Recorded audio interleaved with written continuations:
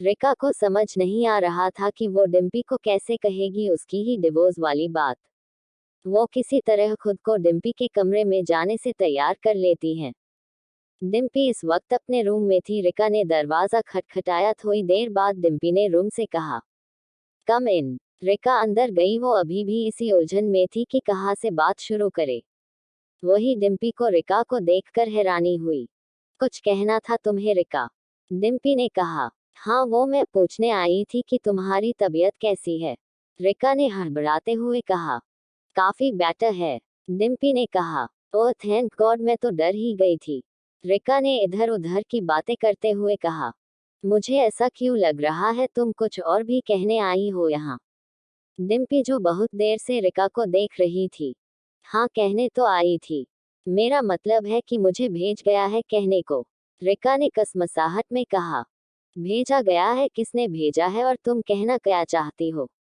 डिम्पी आंखें सिकुड़ती हुई कहा, वो रचित ने कहा है कि कल की डेट फिक्स हुई है तुम्हारे और रचित की डिवोर्स के लिए और तुम्हें कल कोर्ट जाना है। रिका ने कहा, क्या? पर ऐसा कैसे? लॉयर ने तो कहा था कि हमें जज ने 6 मंथ का टाइम दिया गया है। डिम्पी को झटका सा लगा। वो सवाल पर सवाल करने लगी रिका से। देखो डिम्पी, मुझे ये सब कुछ नहीं पता। रचित ने सिर्फ मुझे तुम्हें इन्फॉर्म करने के लिए कहा। अब मैं चलती हूँ। कहते हुए रिका चली गई। डिम्पी ने गुस्से से आकर अपना फोन पटक दिया। इस गुस्से और चीड़ के कारण वो खुद नहीं समझ पा रही थी, जबकि वो यही तो चाहती थी कि जल्द ही उसका डिवोर्स हो जाए और इस जबरदस्ती के रिश्ते से वो आज़ाद हो जाए। फिर उसे इतना बुरा क्यों लग रहा, क्यों इतनी बेचैनी बढ़ रही थी उसे, जिसका एहसास भी डिम्पी को नहीं पता था। यहाँ रिका डिम्पी के रूम से बाहर आकर चैन की सांस लेती है।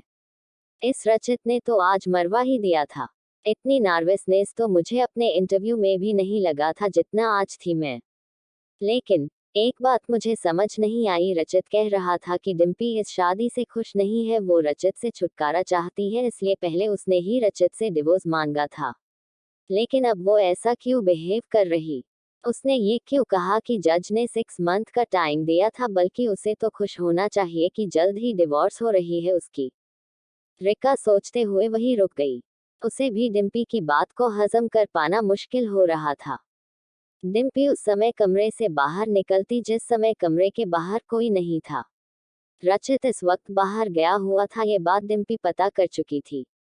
वो रचित के रूम की ओर जाने लगी। उसके हाथ में एक फोटो फ्रेम बना हुआ था। वो रूम के अंदर जाती, एक नज़र रूम के चारों ओर देखती हुई वो फोटो फ्रेम बेड के पास वाले टेबल पर रख देती और वापस चली आती।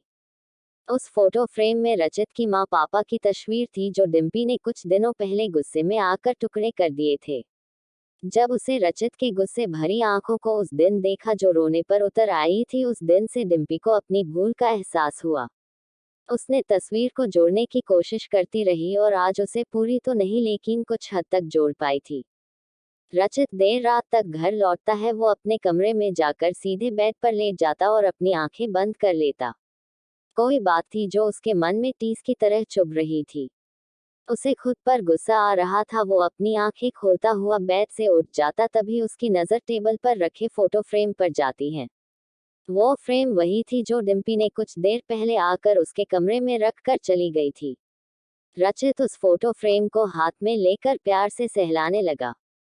उस फ्रेम में तस्वीर साफ तो नहीं लेकिन टूटी फूटी नजर आने लगी थी। उस फोटो में उसके माता पिता और छोटा रचित था। रचित फ्रेम को सीने से लगाकर एक ठंडी आह भरता और वापस वही टेबल पर रखने को होता, तभी उसकी नज़र उस फ्रेम के पिछले हिस्से में जाती। सॉरी। फ्रेम के पिछले हिस्से में लिखा था। रचित के फेस पर थोड़ी सी स्माइल आ गई और अगले ही पल वो स्माइल उदासी में बदल गई। रचित सोफे पे बैठा हुआ बीते दिनों के बारे में सोचता रहा। किस तरह डिम्पी से मिलना, उससे शादी और कल डिवोर्स होने जा रहा था। उसके पास बोलने के लिए बहुत कुछ था पर समझने के लिए कोई नहीं। और फिर यूं ही सोचते हुए वो नींद की आगोश में चला गया। सुबह तैयार होकर रचित नीचे डिम्पी का इंतजार करने लगा।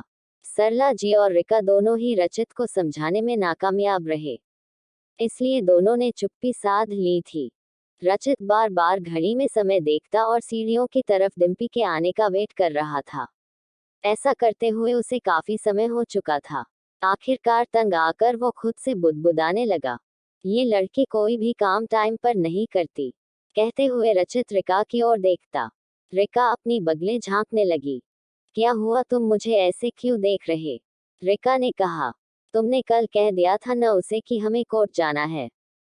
रचित ने रिका को घूरते हुए कहा, हाँ हाँ मैंने कह तो दिया था, तो अभी तक वो नीचे क्यों नहीं आई?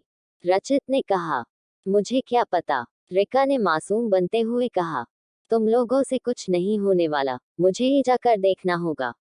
कहते हुए रचित डिम्पी के कमरे की ओर जाने लगा। अब क्या होगा आंटी जी, ये रचित तो बहुत गुस्से में ऊपर गया है। रिका ने जाते हुए रचित को देखकर कहा, तू टेंशन नहीं ले, वो है न सब संभाल लेगी। सरला जी ने कहा। यहाँ रचित तेज तेज कदमों के साथ चलते हुए डिम्पी के कमरे में जाता है। वो दरवाजा नॉक करता है लेकिन दरवाजा खुला होने की वजह से वो सीधे रूम में चला जाता। व्हाट द हेल, तुम्हें समझ नहीं आता, मैं कब से तुम्हारा बाहर वेट कर रहा हूँ और तुम हो कि अभी तक सो रही हो। डिम्पी को सोते हुए देख रचित उबल जाता। डिम्पी रचित को देखकर कहराते हुए कहती, आई एम सॉरी, वो मुझे अचानक से फीवर हो गया। क्या तुम्हें फीवर है? ये सुनते ही रचित का सारा गुस्सा हवा हो जाता। वो डिम्पी के पास जाकर उसके सिर हाथ थामे चेक करता। डिम्पी को वाकई में बुखार था। रचित बिना समय गंवाए डॉक्टर को फोन करके उन्हें जल्द ही मेंशन आने को कहता। तभी डिम्पी बेड से नीचे उतरने को होती। कहाँ जा रही हो तुम? रचित ने उसे कहा, मैं भूल गई थी, मुझे तो आज कोर्ट जाना था, मैं अभी तैयार होकर आती हूँ। डिम्पी ने इस बार और भी ज्यादा कहराते हुए कहा, इसकी कोई जरूरत नहीं, मैं लॉयर को कह दूंगा, हम किसी और दिन कोर्ट चले जाएंगे। तुम्हारी तबीयत ठीक नहीं है, इस समय तुम्हें आराम की जरूरत है, तो चुपचाप लेटी रहो। रचित डिम्पी को डपकते हुए कहा। उसके कहने के अंदाज में डिम्पी के लिए चिंता थी और कहीं न कहीं उसका अनकहा प्यार जिस वो खुद भी अनजान बना था। डिम्पी चुपचाप बेड पर लेटी रही और रचित उसके सिरहाने बैठा रहा। जब तक डॉक्टर नहीं आ जाते तब तक रचित डिम्पी के रूम में ही बैठा रहा। डॉक्टर के आने पर वो डिम्पी का चेकअप करते हुए कहते हैं, इन्हें काफी ज्यादा बुखार था, मैंने इंजेक्शन दे दिया है, बुखार जल्द ही ठीक हो जाएगा, बस आपको आराम करने की जरूरत है, डॉक्टर ने सलाह दी। डॉक्टर के आने पर सरला जी और रिका भी डिम्पी को देखने चले आते हैं और उसे बुखार होने पर दोनों एक दूसरे का चेहरा देखने लगते।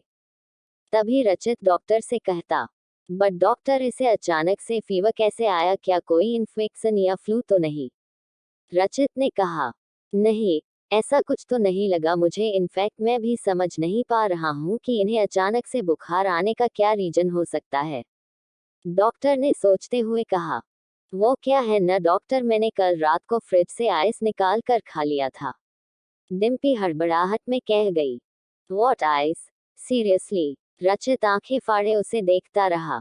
वही सरला जी और रिका मुंह खोले डिम्पी को देखती रही। ऐसे क्या देख रहे हैं आप लोग मुझे? आइस ही तो खाया है, कोई फ्रिज थोड़ी न निगल गई। वैसे मुझे जब रात को नींद नहीं आती तो मैं आइस ही खा लिया करती हूँ, डिम्पी ने जिस तरह मासूम बनते हुए कहा। रचित ने अपना सर पीट लिया, वही सभी उसे घूरती हुई नजरों से देखने लगे। एनीवे, मैंने मेडिसिन दे दिया है, टाइम पर लेते रहना, ओके, डॉक्टर कहते हुए चले जाते। उनके जाते ही रचित डिम्पी को घूरते हुए कहता, क्या जरूरत थी रात में आइस खाने की, जब तुम्हें पता है कि तुम्हारी तबीयत बिगड़ जाती है?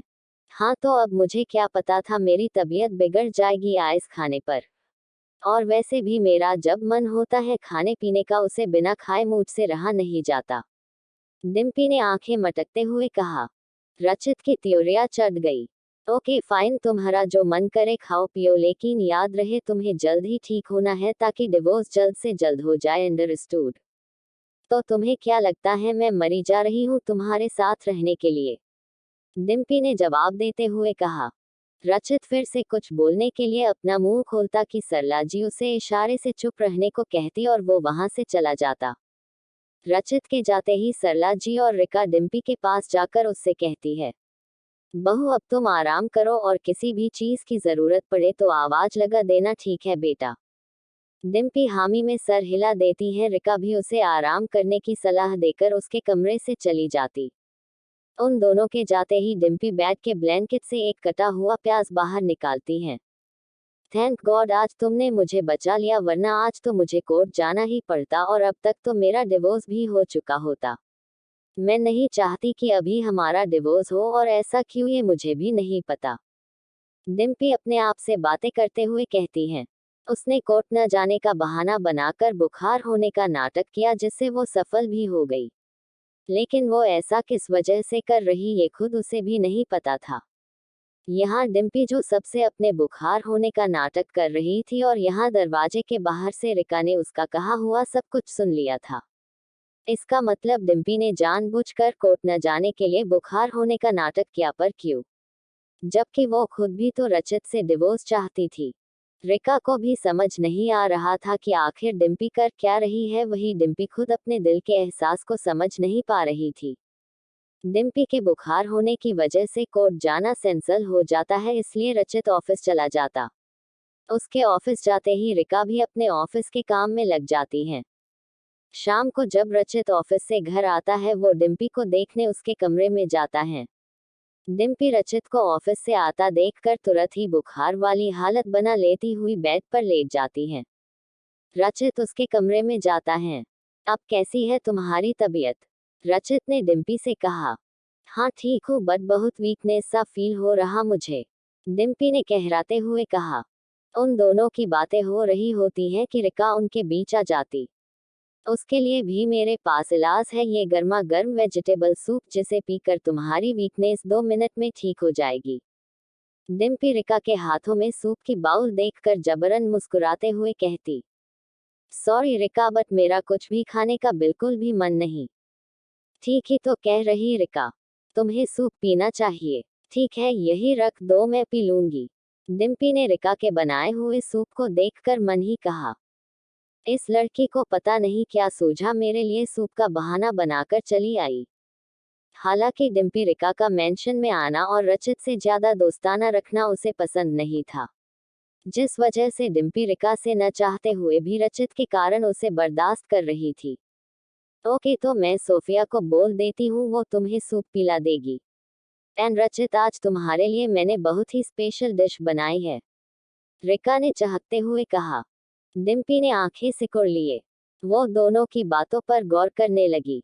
वॉट? पर क्या? रचित ने कहा। तुम खुद ही चलकर देख लो। कहते हुए रिका रचित का हाथ थामे उसे ले जाने को होती है, तभी डिम्पी जल्दी से बेड से उठकर कहती, मुझे भी जाना है। डिम्पी के इस तरह हड़बड़ाहट में उठकर कहने पर रचित और रिका दोनों ही उसे हैरानगी से देखते रहे। रिलैक्स, आराम से। ओके, रचित ने डिम्पी से कहा। मैं ठीक हूँ, मेरा कहने का मतलब है कि मुझे भी बाहर जाना है। वो क्या है न, दिन भर रूम में रहने पर मुझे घुटन महसूस होने लगी है, इसलिए मैं बाहर चलती हूँ तुम दोनों के साथ, डिम्पी ने एक सांस में कहती गई। तभी रिका कहती हैं, ओके, ये भी कोई पूछने वाली बात है। मैं सोफिया से कह देती हूँ वो सूप लेकर डाइनिंग पर आ जाए। रिका की बात पर रचित भी सहमत हो जाता है और वो तीनों डाइनिंग पर जाते हैं। जहां रिका और रचित साथ साथ चल रहे होते, वही डिम्पी उनके पीछे पीछे। डाइनिंग टेबल पर जाते ही रिका रचित के लिए चेयर ऑफर करती है। आओ न रचित, प्लीज कम। रचित रिका की दी हुई कुर्सी पे बैठ जाता और रिका ठीक उसके पास वाली कुर्सी पे जहां डिम्पी बैठना चाहती थी। डिम्पी प्लीज बैठो न, रिका ने कहा। डिम्पी ने मन मार कर दोनों के सामने वाली कुर्सी पे बैठ जाती। यू नो वॉट रचित, मैं तुम्हारी फेवरेट डिश बनाते वक्त इतनी एक्साइटेड थी कि मैं बता नहीं सकती। प्लीज तुम खा कर बताओ न कैसी बनी है, रिका ने रचित को खाना सर्व करते हुए कहा। रिका, तुमने खाना बनाया है तो अच्छा ही होगा, वैसे भी तुम्हें मेरी फेवरेट डिश तो पता ही है, गोभी की सब्जी और पराठे, रचित ने खाने को देखते हुए कहा। तभी डिम्पी मन ही मन बेचैन हो उठी। ये क्या बकवास कर रहा है, आंटी जी ने कहा था कि इसे अरबी की सब्जी पसंद है और आज रिका के सामने कुछ और बता रहा है। कहीं ये रिका इम्प्रेस करने के चक्कर में तो नहीं है? वैसे ये रिका भी मुझे कम नहीं लगती, आज पूरी तैयारी के साथ मैच में उतरी है। डिम्पी उन दोनों को देखते हुए बदबदा रही होती हैं। डिम्पी, तुम बैठी क्यों हो, सूप खाओ ना, और मुझे बताओ कि सूप कैसी बनी है, रिका ने सोच में डूबी डिम्पी से कहा। डिम्पी ने जबरदस्ती एक चम्मच सूप को गले से उतारा और जबरन मुस्कुराते हुए कहा, बहुत टेस्टी बनी है सूप। हालांकि डिम्पी को सूप बिल्कुल भी पसंद नहीं था। कहानी जारी रहेगी। कहानी के साथ कनेक्ट रहने के लिए चैनल को सब्सक्राइब जरूर करें।